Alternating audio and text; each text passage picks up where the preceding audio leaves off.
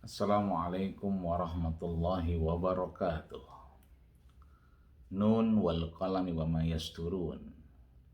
Semoga kita semua dalam yasturnya Allah, dalam lindungannya Allah, jauh dari bala, jauh dari corona, dan kita insya Allah bagian yang dirahmati, diridhai Allah subhanahu wa ta'ala.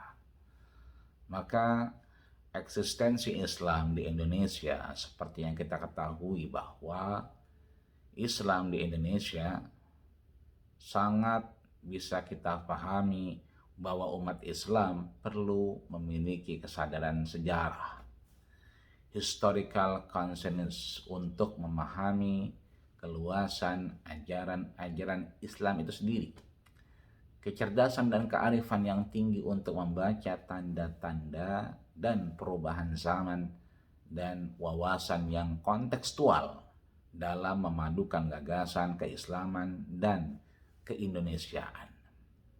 Maka umat Islam sebetulnya dituntut untuk menerjemahkan Islam untuk dan dalam settingan yang kemudian bisa dipahami oleh sekitarnya, katakan Indonesia. Maka kita bisa lihat dan bisa mendengar dari beberapa guru kita, al-Islam salihun likulli zaman wa makan. Islam akan tetap eksis dalam konteks dan ruang waktu apapun. Maka umat Islam adalah golongan yang unggul, karenanya harus mencerminkan keunggulan itu dalam sikap-sikap yang mulia, yang penuh dengan semangat, leadership yang tinggi, tidak egois dan tidak altruis. Umat Islam adalah yang kuat karena tidak perlu menunjukkan tingkah laku seperti orang yang lemah, yang dihinggapi oleh rasa rendah diri. Dalam surat 35 ayat 10 misalnya Allah sampaikan, barang siapa menghendaki kehormatan, maka sesungguhnya hanya Allah yang menjadi pemilik kehormatan itu. Kepadanya lah ia naik menjadi kebaikan, dan dia menghargai tinggi amal perbuatan yang saleh. Itu artinya kedatangan Islam di Indonesia, keberadaan Islam di Indonesia bisa kita lihat dengan satu, misalnya Islam masuk ke Indonesia pada abad keempat melalui jalur transportasi dan perdagangan. Kedua, Islam masuk dan menyebar di Indonesia melalui kontak kalangan pedagang asing dan penduduk aslinya. Yang ketiga, Islam di Indonesia banyak berkompromi dengan budaya-budaya lokal. Yang keempat, Islam telah menjadikan pengaruh daripada budaya itu dengan sangat mengesankan di bidang kemasyarakatan dan kenegaraan. Ada akulturasi, ada adaptasi yang luar biasa. Yang kelima, unsur-unsur Islam akan sangat tampak dalam perumusan nilai-nilai Pancasila seperti konsep-konsep tentang adil, adab, rakyat, hikmat, dan musyawarah. Maka kedatangan Islam di Indonesia bisa kita ingat dari apa yang kita pelajari dari sejarah, bahwa Islam universal ya, dan sangat mengajarkan persamaan dan kebebasan. Ini yang pertama. Maka dengan sifat yang mampu mengakomodasi kepercayaan lama dengan apa yang diyakini oleh Islam. Ini ya, kedatangan Islam yang kemudian bisa diterima di Indonesia. Ada akomodasi karena sifat Islam sendiri yang rahmatan lil alamin. Yang kedua, terdapat hubungan yang baik di antara para penyebar agama Islam dengan penduduk setempat. Baik hubungannya, karena Islam mengajarkan kebaikan, berhubungan baik hubungan secara vertikal maupun horizontal. Vertikal berarti hablum minallah, dan horizontal hablum minan nas. Yang ketiga, proses penyebaran Islam melalui beberapa saluran. Saluran pertama adalah perdagangan, kedua adalah pernikahan, yang ketiga adalah saluran tasawuf, yang keempat adalah saluran pendidikan, yang kelima adalah saluran kesenian, yang keenam adalah saluran politik. Tidak bisa dihilangkan atau sesuatu yang kemudian kita kenal dengan politik. Maka akan lahir organisasi-organisasi Islam. Keberadaan organisasi sosial kemasyarakatan Islam sangat strategis di Indonesia. Ormas bertugas melakukan pengembangan rakyat, bahwa grassroots sebagai strategi perjuangan umat Islam akan lebih mudah tersebar. Pengembangan umat Islam dilakukan ormas lewat berbagai aktivitas, baik itu pendidikan, dakwah, keagamaan, secara kontekstual, kesehatan, amal usaha, dan seterusnya yang bisa kita lihat luar biasa.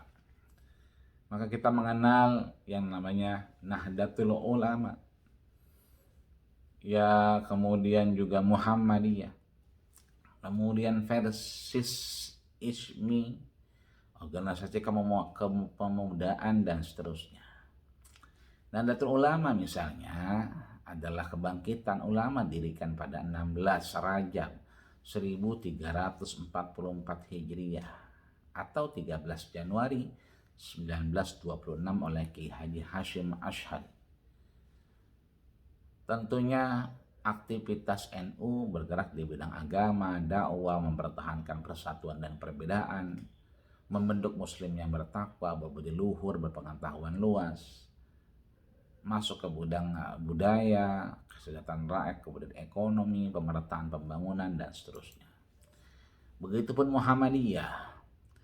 Muhammadiyah merupakan gerakan pembaharuan Islam, didirikan di Kampung Kauman, Yogyakarta pada tanggal 8 Zulhijjah 1330 Hijriah atau bertepatan dengan 18 November 1912 oleh Kiai Haji Ahmad Dahlan. Sebagaimana kita ketahui bahwa Muhammadiyah membangun tatanan sosial, pendidikan masyarakat yang lebih maju dan terdidik. Muhammadiyah melakukan pembaharuan pendidikan dengan mengadopsi model pendidikan kalangan Kristen dan kolonial dan tetap mempertahankan nilai-nilai Islam dengan mendirikan lembaga pendidikan modern, membangkitkan kesadaran nasionalisme bangsa Indonesia, menyebarkan pembaharuan secara luas, serta mempromosikan penggunaan praktis, ilmu-ilmu praktis dan pengetahuan modern. Di sana juga bisa kita lihat ada ISMI yang lahir di tanggal 7 Desember 1990 di kampus Universitas Brawijaya Malang. ISMI membangun Islam modern terkait dengan teknologi, membangun lapisan umat Islam, mempunyai komitmen tinggi pada semangat intelektualisme dan profesionalisme dalam berbagai lapangan kehidupan. ISMI berhasil menjadi salah satu simpul tempat bertemunya komponen-komponen umat Islam yang banyak sekali kita temukan daripada aktivitas-aktivitas ormas keislaman. Bisa kita lihat juga ada organisasi pemuda Islam di Indonesia, ada PPI, Pelajar Islam Indonesia, ada IPM, Ikatan Pelajar Muhammadiyah, ada IPNU, Ikatan Pelajar Nahdlatul Ulama, ada HMI, Himpunan Mahasiswa Islam, ada HMI, Pergerakan Mahasiswa Islam, ada PMII, Pergerakan Mahasiswa Islam Indonesia, ada IMM, Ikatan Mahasiswa Muhammadiyah, ada GP Ansor, Gerakan Pemuda Ansor, ada Pemuda Muhammadiyah, ada NA, Nasyiatul Aisyah. Sungguh banyak yang kita ketemukan dari umat Islam. Hanya saja di sini perlu kita ketahui ada peran umat Islam di Indonesia yang harus terus kita jaga dalam mengentaskan dan memberdayakan para duafa untuk menjadi lebih mandiri, membangun bangsa yang madani, konsistensi pada keimanan kepada Allah Subhanahu wa taala, sehingga tidaklah luntur, tidaklah tertutup ajaran-ajaran Islam. Kita tahu bahwa al-Islam mahjubun bil muslimin. Islam itu tertutup oleh orang Islamnya, maka pelajarilah Islam dengan baik dan benar sehingga melahirkan aktivitas-aktivitas melahirkan eksistensi Islam yang baik dan benar juga. Assalamualaikum warahmatullahi wabarakatuh.